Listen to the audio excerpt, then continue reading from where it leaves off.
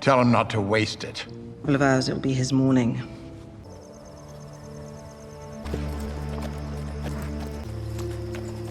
فاصبر أبشد طب حال يك شو ما بقى أوزن موات باش.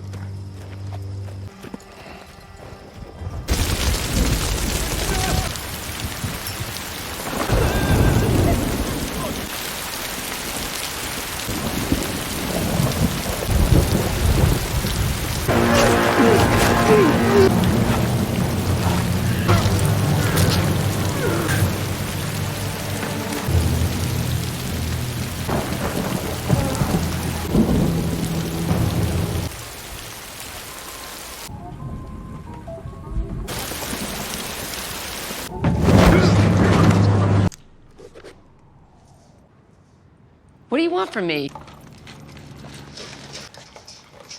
Out loud. Amount of time to get from there. Oh my God. I'll consider you to be family here at the company. You know, we have a... Mom told me when she got it, I wouldn't be here if it wasn't for you. Oh, equity investment. The hall, do some research, put together... Henry, share with me that it might help me make sense of it.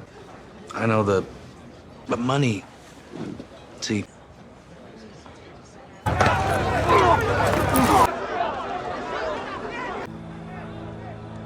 Anything else to me? I don't want to have it. Really believe that? The world is full.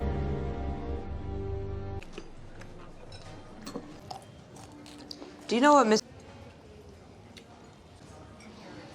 Yep. Starts to piece things together after this and becomes doubtful if this is truly occurring. Oh, really? After Harper and his group scheduled a meeting with the lawyer for Faraz Hamzid in an attempt to speak with the man face to face and find out why he is looking for Dan. But this meeting puts Harper in a very dangerous place since the lawyer makes it very evident that she and her group have proof that Harold Harper assisted Dan Chase in escaping. And she even brings up the one phone conversation Harper made to Dan in The Old Man, Episode 1. When the lawyer denies any such inquiries about her client, the FBI assistant director tells her about Hamzid, the law, and Dan's entwined romantic past. Harper responds by trying to emphasize his significance in guiding Faraz Hamzid toward all the answers he is seeking. The lawyer promptly contacts Harper to let him know that Hamzid will only conduct a talk with him if he takes the requested private airplane to an undisclosed location in 30 minutes.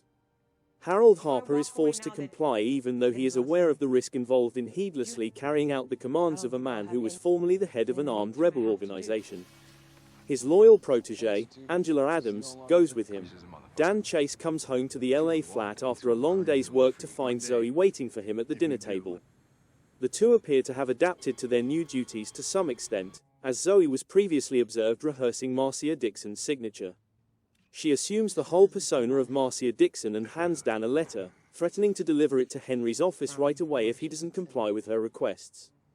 She is requesting a divorce from her husband, Henry, according to a letter she sent to Corsair Finance, and Dan and his business will undoubtedly run into serious problems as a result. His plan to remain hidden from intelligence services will also be shattered since his cover will undoubtedly be revealed. Now that she has expressed her desire to assist him, Zoe demands that her value be upheld. She demands half of Dan's money and belongings, and she is adamant that her sudden actions are not motivated by money but rather by a desire to protect herself and gain leverage over him rather than being a puppet controlled by Dan Chase's whims. Emily always felt that there was something secret about her mother, even though her mother remained by her side till the end. She shares this with her co-worker Ray Waters, stating that she has always felt as though something about her mother, a former life that she may have had been kept concealed from her.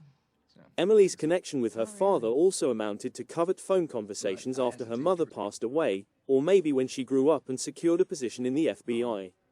With the exception of the opening phone conversation in The Old Man, Episode 1, all of her conversations with Dan also center around the impending risk to their life. From this moment on, Emily's life begins to progressively spiral into a catastrophe. Emily has struggled to maintain her distance from the few relationships she has formed, in contrast to her father's espionage instincts, which required him to constantly become close to people in order to do his work.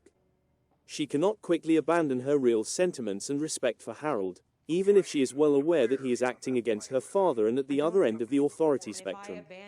Her father urges her not to go with Harper and Ray to see Hamzad's lawyer, suggesting that she leave the area and assume another name, but Emily angrily refuses the suggestion. When Dan finds out that his daughter is about to board a plane with Harper to travel to an unidentified place, most likely to meet with Hamzad, he repeats the same thing once again, but Emily brushes him off again. Emily still doesn't seem to understand, though, that Harold Harper has already developed a little skepticism about her. Harold questions her about her constant curiosity in Balor when they first meet at Harper's house at the start of The Old Man, Episode 4. Emily attempts to justify this by pointing out that Balor was the third party in the entire Dan Chase Faraz Hamzad fight and that, in comparison, not much is known about the woman. But Harold is a seasoned FBI agent, and after speaking with Julian Carson, he starts to have doubts. Harold is observing Angela's responses when he informs Hamzad's attorney about Balor and her deeds in Afghanistan. It makes sense that the lady gets excited whenever her mother's previous life is brought up. Harold doesn't appear to be acting on his suspicions just yet, and his final exchange with Ray implies that while he may have considered Angela to be his own kid, he is now deeply disappointed in her after learning that she has been working against him.